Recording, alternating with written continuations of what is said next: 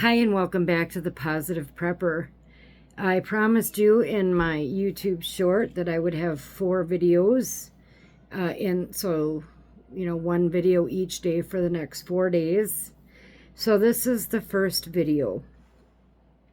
And this is going to talk about the question of, is anything going to change regarding the wars that are going on right now all over? Okay? My short answer to that would be no.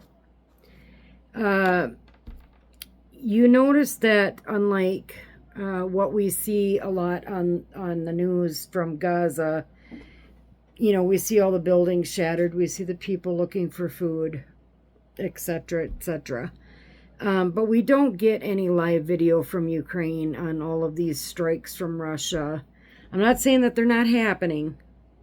I'm just saying that we're not getting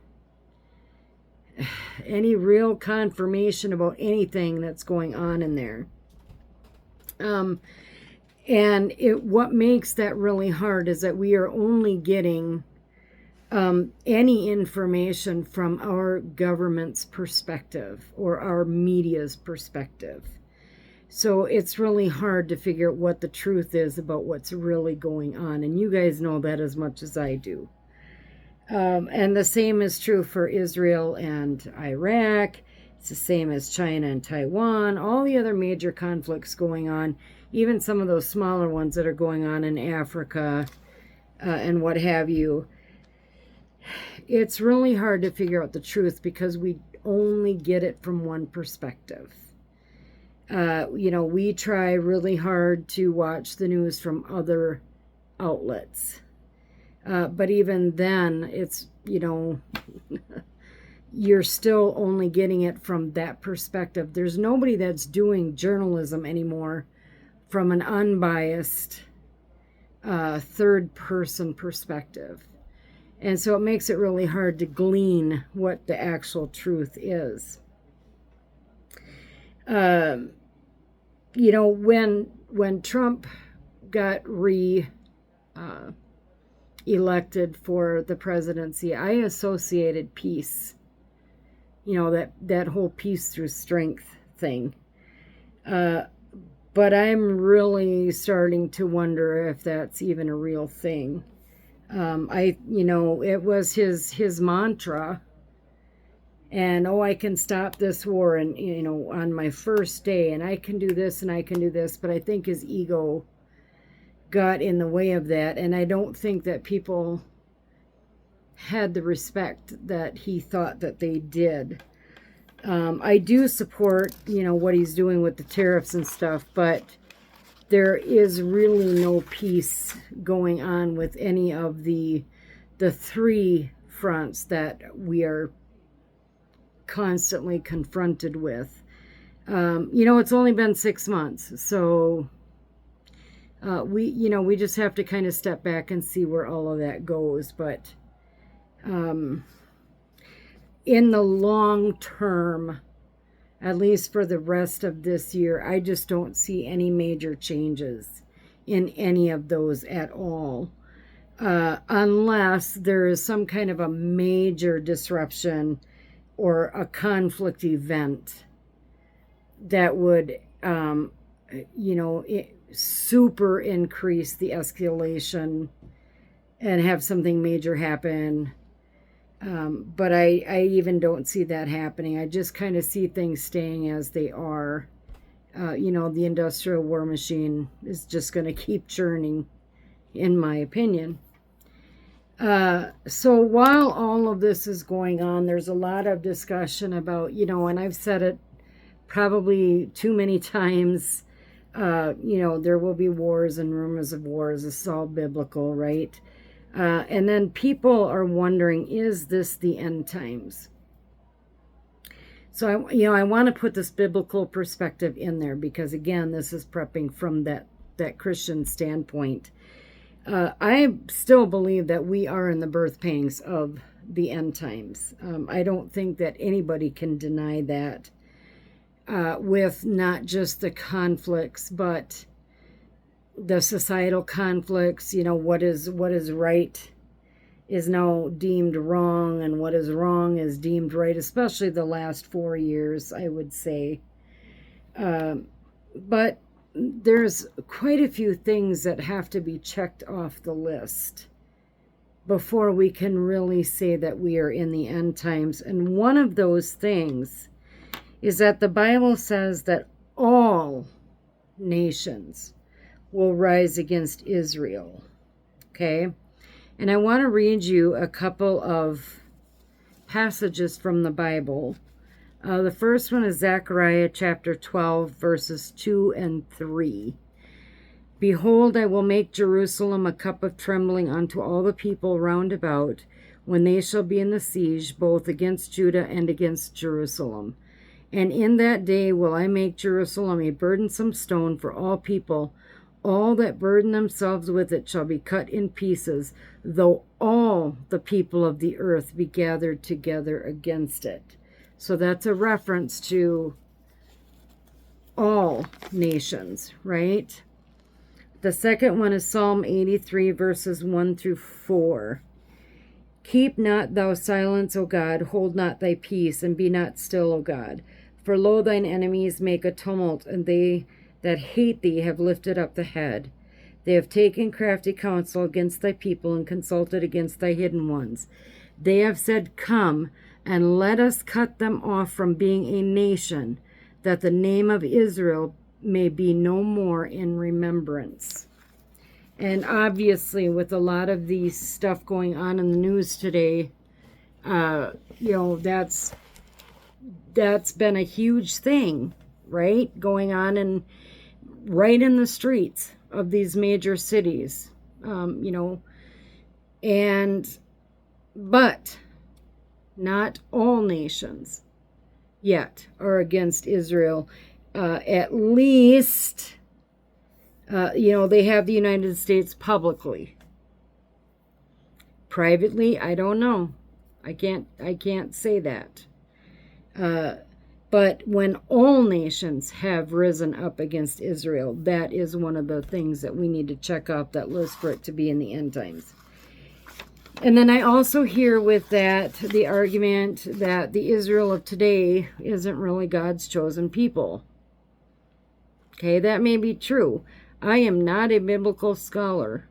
Okay, I know the Bible, but I'm not a scholar of it.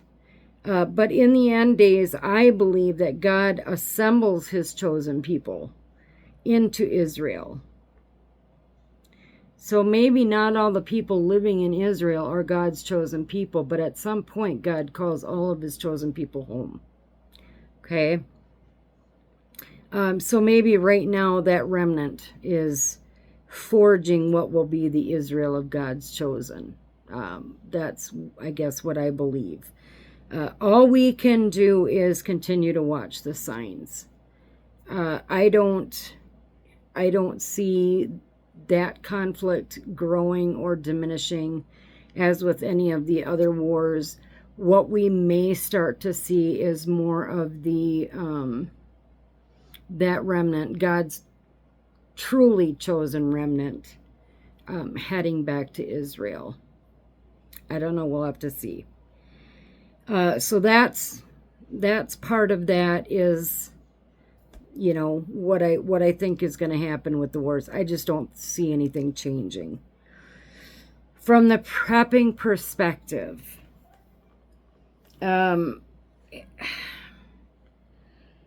I am taking this advice in the context not only of war, but in any time of an SHTF. Okay, whether it's a flood or a hurricane or, if things really got out of hand socially, right? We have massive conflict and chaos in the streets, and you're kind of locked down, right?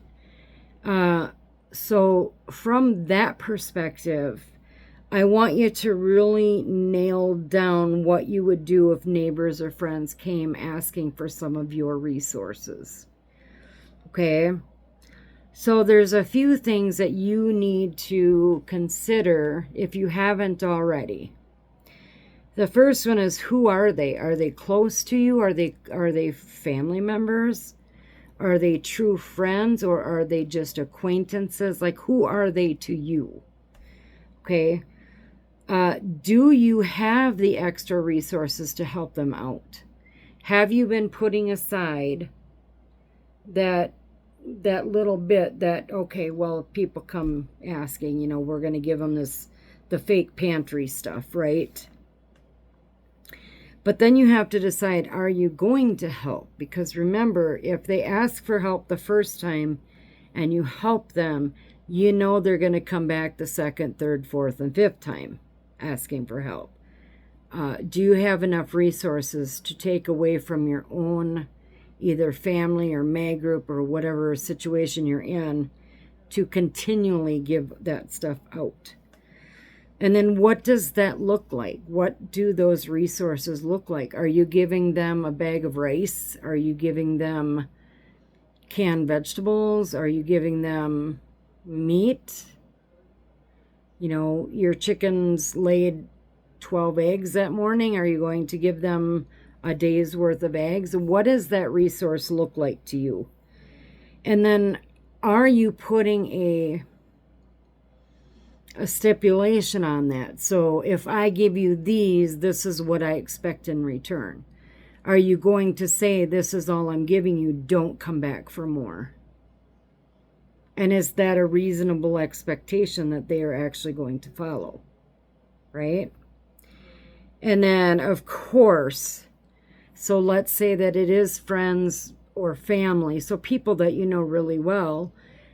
What happens if they suddenly turn hostile because you're not giving them what they want? What are you willing to do?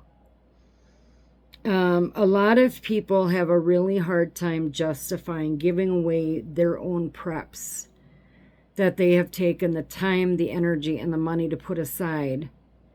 And these other people have not done that, right? So giving that away to people, especially ones that you've talked to about prepping that just never took it seriously, and now all of a sudden they're in a position where they need to ask you for help. I think you have to make your own decision about that. It's a moral call, but it's also a physical call. Like, what are you willing to give up? Okay. And then morally, what do you feel like you could do if things turn hostile and they don't take no for an answer? So that's the prepping part of it. No matter what's going on out there, that is a question that you and your family or your mag group really have to have a definitive answer on. Does it matter who it is? Are you going to treat this group differently than this group, right? What if they all turn against you? Are they going to keep asking for more? How much resources are you willing to give? And what happens when those extra resources run out? So think about those things. I appreciate, having a discussion in the comments below if you can. Please hit that like button and the subscribe button if you haven't already. Especially the like button, and then obviously the notification bell if you want to know when another video is coming out. But I hope this was helpful for this part. I will have another video out for you guys tomorrow, so we'll see you then. Stay safe, stay vigilant, and God bless.